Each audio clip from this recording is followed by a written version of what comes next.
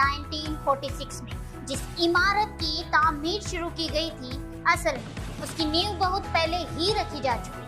हमारे पुरखों ने बनाया था। हमारा संविधान है कोई आम किताब नहीं, बल्कि प्रतीक है हमारे मुल्क का। आज हम आपको बताएंगे हमारे संविधान कैसे बना, कब बना, किसने बनाया और क्यों बनाया। आजादी तब मिलेगी जब हम अपनी खुद की चुनी हुई संविधान सभा से अपना संविधान सोचेंगे। संविधान एक मुल्क है, एक ही ऐसे ने भारत को गढ़ने का मौका दिया था और यह कहलाया कैबिनेट मिशन। हम अपने सपनों के भारत का संविधान बनाएंगे।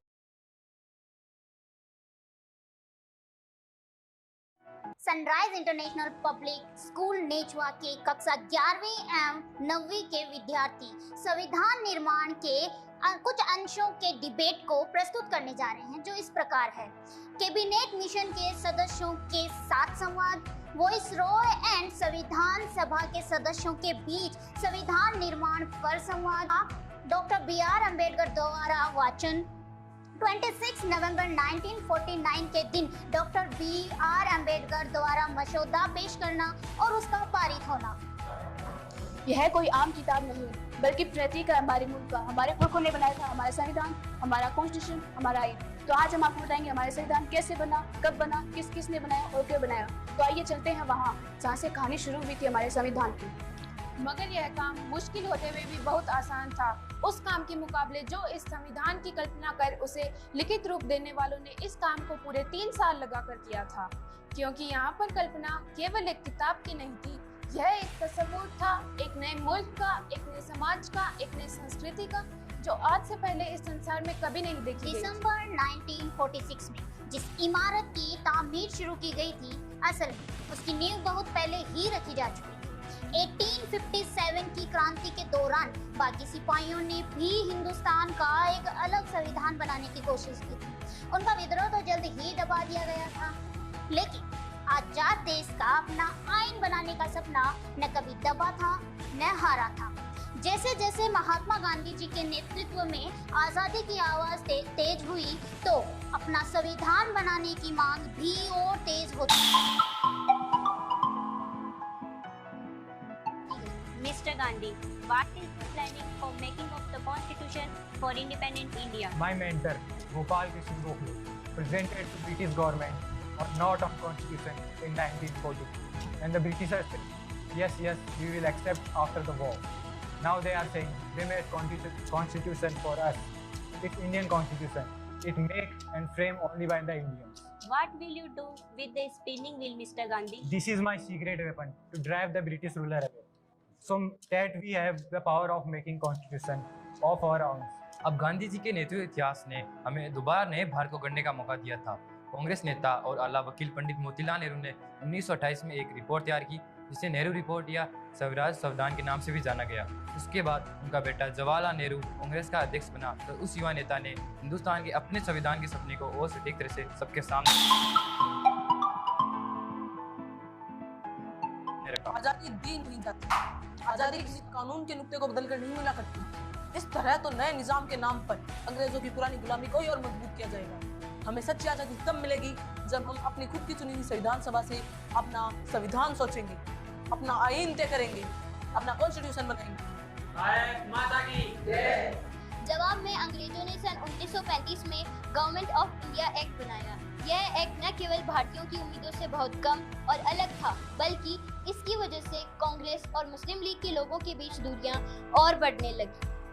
ब्रिटेन के नए प्रधानमंत्री क्लीमेंट एटली ने कहा कि भारत के लिए नई संविधान बनाने और मुसलमानों को अधिकार दिलाने के लिए इस पर काम फौरन शुरू कर दिया जाएगा। ब्रिटिश की सरकार से पहली बार 3 कैबिनेट मंत्री भारत भेजे गए और यह कहलाया कैबिनेट मिशन।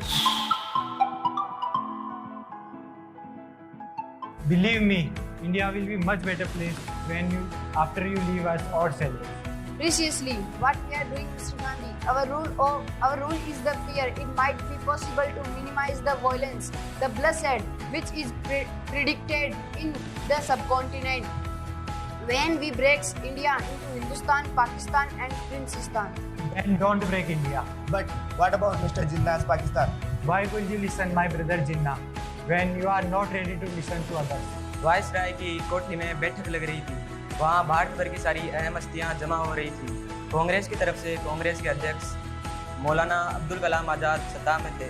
उनके साथ पंडित जवाहरलाल नेहरू, सरदार पटेल तथा मुस्लिम लीग की तरफ से मिस्टर जिन्ना और उनके साथ लियाकत अली खान। मैं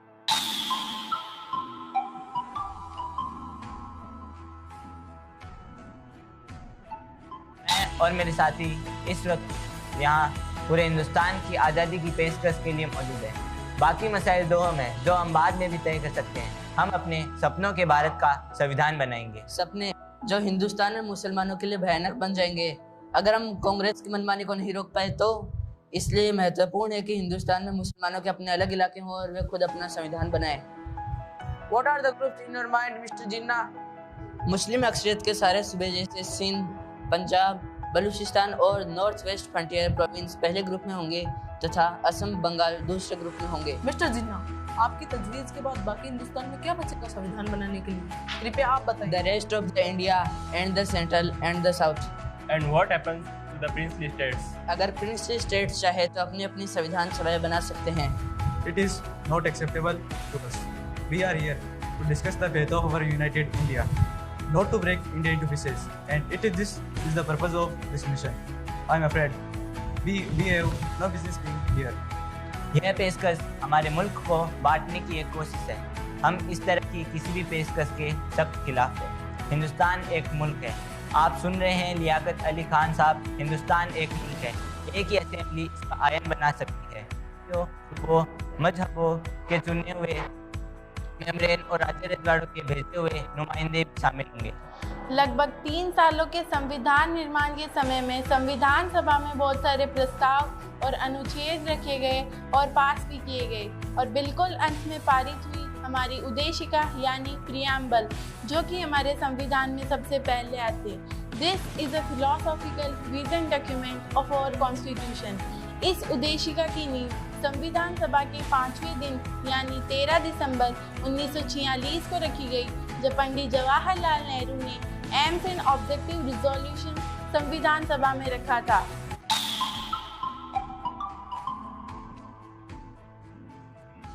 यह संविधान सभा अपना पक्का हित जाहिर करती है कि भारत को एक आज़ाद, खुद मुख्तार जमहूरियत देश घोषित करती है। आज़ाद, खुद मुख्तार जमहूरियत भारत को अपनी सारी स्वतंत्रता से ही हासिल होगी और उसकी गारंटी देते हैं भारत के पूरे आयाम को सियासी, सामाजिक और आर्थिक इंसाफ, दर्जे, तरक्की और कानून के आगे बराबरी, विचार, इज़हार ख्याल, बयान, राय, धर्म, पूजा, नौकरी और काम किया जाता है। माइनॉरिटीज, पिछड़ों, आदिवासियों और दूसरी दबी पिछड़ी जातियों को माहौल सुरक्षा, गणराज्य की सीमाओं और जमीन की अखंडता की हिफाजत, ताकि ये देश दुनिया के तमाम देशों में अपना सही सम्मानित स्थान पा सके और तन मन धन से विश्व शांति और मानवता के कल्याण में हाथ बटा सके।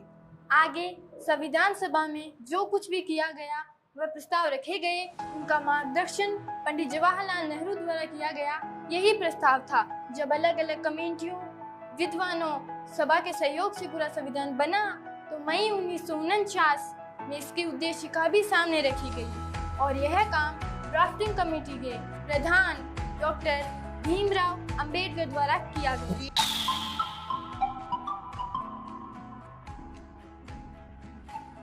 The people of India, having solemnly resolved to constitute India into a sovereign democratic republic to secure all its citizens justice, social, economic and political, liberty of thought, expression, faith and worship, equality of status and of opportunity, and to promote among them all fraternity, assuring the dignity of individual and the unity of the nation. In our Constituent Assembly, this 26th day of November 1949, do hereby adopt, enact and give ourselves this Constitution. अब हम उद्देशिका यानी preamble पर बात करेंगे। जनाब सदर साहब का क्या उचित नहीं होगा, जब स्पेस बस पर हमारी तीसरी रीडिंग के लिए नवंबर मिलेंगे तब बातचीत करें। तब तक ड्राफ्टिंग कमेटी भी अपनी फाइनल रिपोर्ट पेश कर चुकी होगी। I object to date. अगर आज हम पेश लफ्ज को ही पास नहीं करेंगे तो सेकंड रीडिंग में कोई रिपोर्ट कैसे तैयार की जा सकेगी? पहली बार में मौलाना साहब की बात से सहमत हूं, उनकी बात का समर्थन करता हूं। हमें पूरे संविधान को ही दूसरे वाचन में पास करना होगा और प्रियम्बल भी संविधान का एक हिस्सा है, इसीलिए हम उद्देशिका को अब टाल नहीं सकेंगे। लेकिन मुझे लगता है कि हजरत मोदी साहब का अपॉइंटमेंट अहम है। 2 साल 11 महीने और 17 दिन के अथक प्रयासों, निरंतर बैठकों और चर्चाओं के बाद आया संविधान सभा का आखिरी ऐतिहासिक दिन। इस दिन भी कई सदस्यों ने को बोलना था, पर श्री महावीर त्यागी ने बड़ी सटीक बात कही। हालांकि मैं हर तरह से संविधान की इज्जत और तारीफ करता हूँ, लेकिन फिर भी एक चीज़ ऐसी है जिसका मुझे बड़ा डर है, और वह डर मुझे उस वर्ग से है जिसे हर जगह लोकतंत्र पैदा करता आया है। और उस वर्ग में ऐसे लोग हैं जिनके लिए राजनीति उनका जरिया बन जाता है, उनका पैसा उनका धंधा बन जाता है। अगर हमारा लोकतंत्र भी ऐसे लोगों के हाथ लग गया जिनके पास और कोई काम नहीं है सिवाय पार्लियामेंट की मेंबरी और मंत्री बनने के, तब हमारे लोकतंत्र को डूबने से कोई नहीं बचा सकता। इसका मुझे पक्का यकीन है। हमारे संविधान के निर्माण में सबसे बड़ा हाथ बटाने वाले डॉक्टर भीमराव अंबेडकर संविधान सभा के आखिरी दिन ऐतिहासिक वक्ता के रूप में खड़े हुए। Mr. President, sir, looking back to the work of the Constituent Assembly, it has now been 2 years, 11 months and 17 days since it first met on 9 December 1946. During this period, the Constituent Assembly has altogether held 11 sessions, and these 11 sessions of the Constituent Assembly have consumed 165 days. Out of these, the Assembly spent 114 days for consideration of the draft Constitution. Today, I feel so overwhelmed that I cannot find the adequate words to express my gratitude to all the constituent members. I came into the Constituent Assembly with no greater aspirations but for the interest of the scheduled caste. I had not the remotest idea that I would be called upon to undertake the more responsible functions. The credit that is given to me does not really belong to me. On the 26th January 1950, India would be a democratic nation in the sense that India from that day would have the government of the people, by the people and for the people. A thought comes to my mind. What would happen to her democratic constitution? Will she able to maintain it or will she lose it again? If we wish to maintain democracy not merely in form but also in fact, what must be needed to do? The first thing in my judgment we must to do is to hold on to constitutional methods of achieving our social and economic activities. It means we must abandon the bloody methods of revolution. It means that we must abandon the methods of civil disobedience, non-cooperation and satyagraha. When constitutional methods are open, there can be no justification for these unconstitutional methods. On the 26th January 1950, we are going to enter into a life of contradictions. In politics, we will have equality and social and economic life will have inequality. In politics, we will be recognizing the principle of one man, one vote and one vote, one value. In our social and economic life, we shall, by reason for the social and economic structure, continue to deny one man, one value. How long shall we continue to live the life of these contradictions? We must remove these contradictions at earliest moment, or else those who suffer from inequality will blow up the structure of this political democracy so laboriously built up by this assembly. It is not meant to put the motion moved by Dr. Ambedkar to vote of the House. The question is that the constitution written by us be passed. The motion is adopted. Bharat Mata ki Jai. जनगण मन अधिनायक जय हे भारत भाग्य विधाता पंजाब सिंध गुजरात मराठा द्राविड उत्कल बंगा विंध्य हिमाचल यमुना गंगा उच्चल जलधि तरंगा तव शुभ नामे जागे तव शुभ आशीष मांगे गाहे तव जय गाथा जन गण मंगलदायक जय हे भारत भाग्य विधाता जय हे जय हे जय हे जय जय जय जय हे